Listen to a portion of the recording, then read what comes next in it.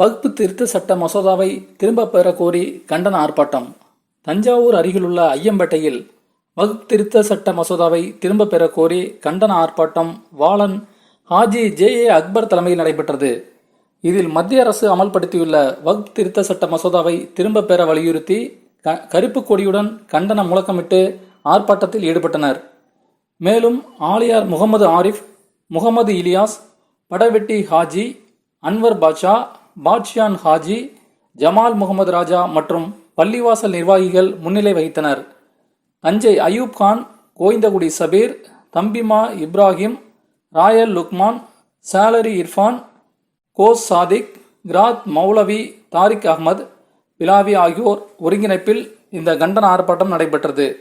Delta மலர் செய்திகளுக்காக ஐயம்பேட்டையிலிருந்து சரவணன்.